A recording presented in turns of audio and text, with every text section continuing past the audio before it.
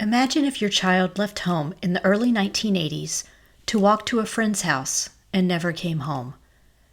Years later, a reporter begins researching that girl's story and uncovers what is possibly a dark family secret involving another child.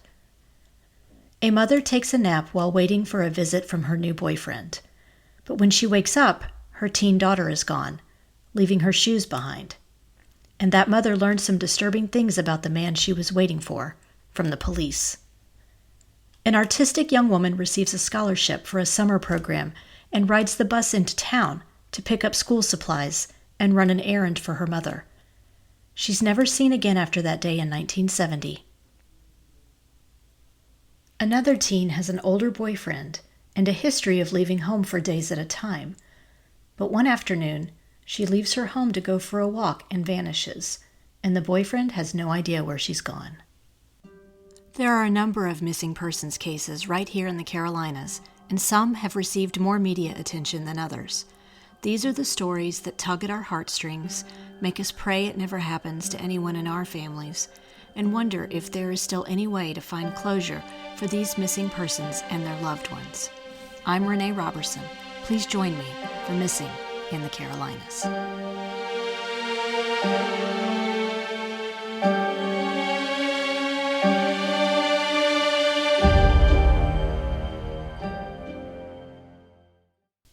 Episode 32, Missing Teen Girls in North Carolina. The case of Donna Barnhill, who went missing on March 18, 1981, in Lexington, North Carolina, has so many unanswered questions, it's not hard to see why it hasn't been solved. According to official records, the 13-year-old left her family's home around 8:30 p.m. She planned to walk to a friend's home nearby. According to the friend, Donna called her not long after she left her house, but never arrived for the visit. The last published report shows that witnesses saw Donna walking along Hempstead Street. When you try to go back through the published articles and other information about this case, there isn't a whole lot to find. I couldn't locate any published interviews with family members, but that doesn't mean they aren't out there. Reporters and community members have not forgotten Donna's story, and it was while researching her disappearance that one local reporter discovered some unsettling information about another Barnhill child. In early February of 1966, 2-year-old Anita Barnhill died at Baptist Hospital 3 days after she was admitted for what family members called a fall out of her high chair. The girl's father, Hubert Barnhill, was at work the morning she fell, and her mother, Mary Beam, was the only one home at the time of the incident. At the time of Anita's death, the coroner ruled it an accident. She was buried in an unmarked grave in the Lexington City Cemetery. In 1999, Brian Queen, a reporter for the local news station WXII, covering Donna's disappearance, requested to see a copy of the autopsy report of Sister Anita's death. When the Forsyth County coroner, Patrick Lance, reviewed the report, he found evidence of child abuse. After seeing that Anita was covered in bruises from head to toe and had a severe head injury as the result of a sharp blow, he reclassified the case of death as a homicide. But the district attorney declined to bring criminal charges against anyone in the death of Anita, saying they didn't believe they had enough evidence to make a solid case against a suspect. In August of 2018, an organization called the Community United Effort Center for Missing Persons placed a headstone on Anita's grave. Anita's youngest sister and cousin were in attendance for the ceremony. At the time, Q founder Monica Kaysen said, "This child's death was tragic and has gone almost unnoticed for all these years. Even more tragic is her sister remains one of the oldest missing persons cases in North Carolina. We are not going away and giving up until she is found and laid to rest with her sister." In July of 1999, a young Hispanic woman was found murdered outside a migrant labor camp near Sampson, North Carolina. Investigators estimated she was between 17 and 24 years old at the time, and she remains unidentified. The article I found excluded several missing women from the state of North Carolina as possible matches, and Donna Barnhill was one of them. When she went missing, Donna stood 5'7" and weighed around 135 pounds. She has brown hair and brown eyes, is Caucasian and Native American, and has a mole or birthmark on her right arm. She would be 53 years old today.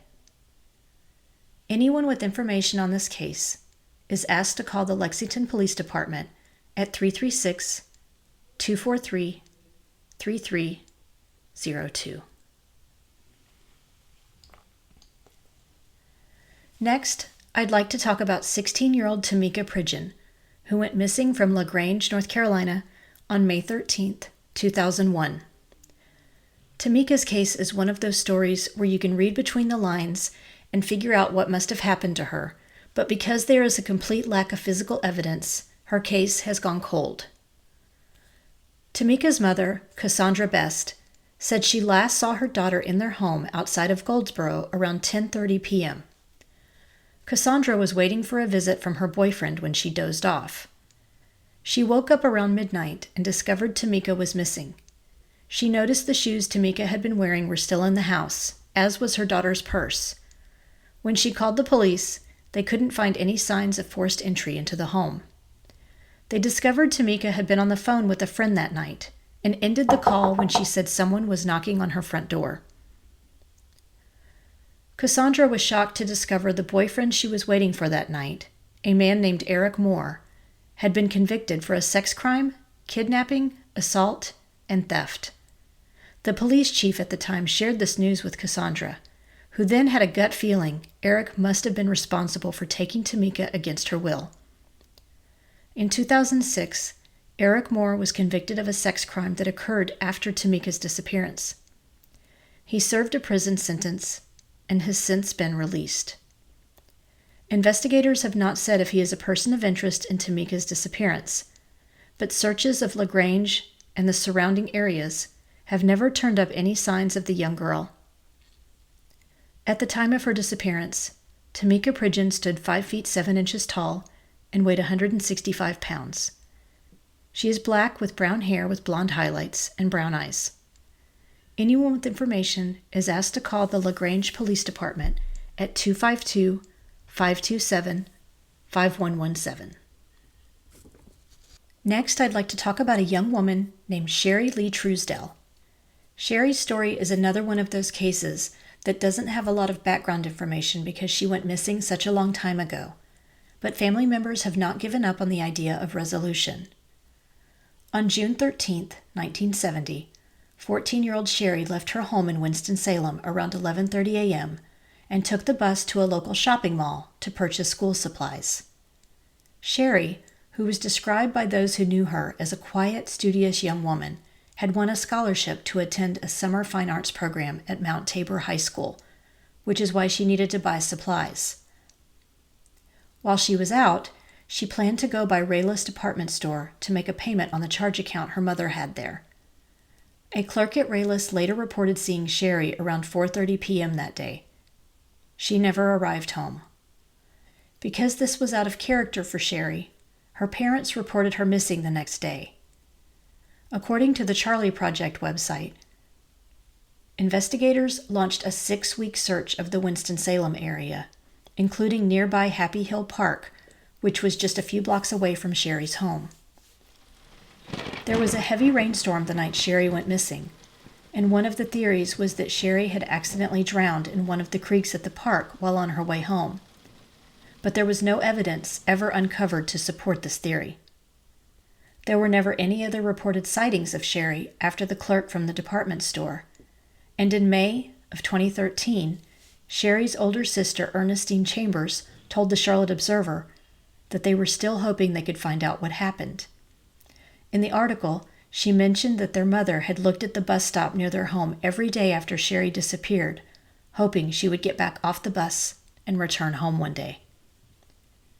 Sherri Lee Truesdale is an African-American female who stood 4 feet 2 inches tall and weighed around 42 pounds when she went missing.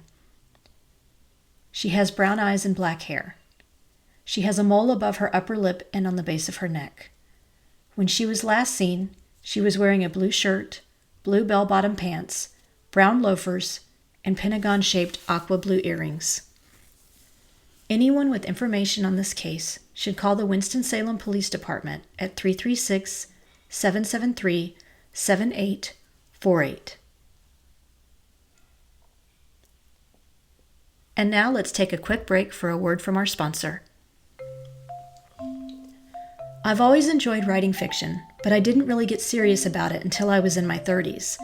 After submitting to the WOW Flash Fiction Contest a few times, I was thrilled when I placed as a runner-up with my piece titled In the Depths.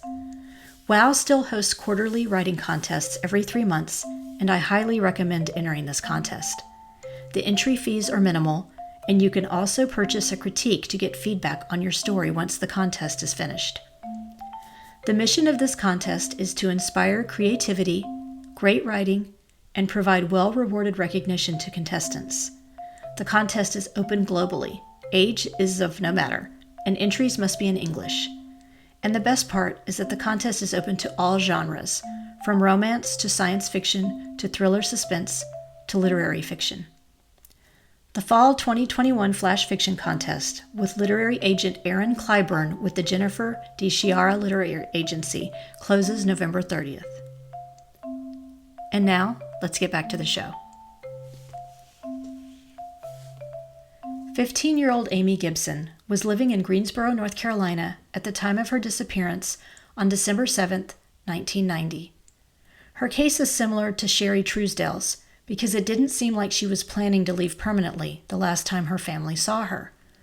On the day she went missing, she left her home on Liberty Road and planned to walk up the street for a short period of time. She didn't have any belongings with her when she left. According to the reports I read, Amy's mother had reported her missing 4 different other times, but she had usually returned home after a few days. In the past, Amy had been with her boyfriend, who was 20 years old and had his own apartment in Greensboro. But when she went missing in December of 1990, she was not found at her boyfriend's home. Her mother told one newspaper that she had even staked out the boyfriend's apartment several times at 2 and 3 a.m., but she never saw any signs of Amy. There has never been any activity on Amy's Social Security number, and she has not been issued a driver's license or state ID card under her name. When she disappeared, Amy stood 5 feet 6 inches tall and weighed 110 pounds. She is a white female with brown hair and brown eyes, and also had extensive dental work done. She was wearing a purple or red flannel shirt, jeans, and black boots. Anyone with information regarding the whereabouts of Amy Gibson is asked to call the Greensboro Police Department at 336-373-2222. And finally, one more missing person. A 16-year-old young woman named Kimberly Thrower went out to her bus stop at Stevens Circle in Laurinburg at 7 a.m. on the morning of April 29, 2004, and has not been seen since. Some witnesses reported seeing her walking away from the bus stop and into the woods with a black male, but there have never been any other confirmed sightings of her since that day.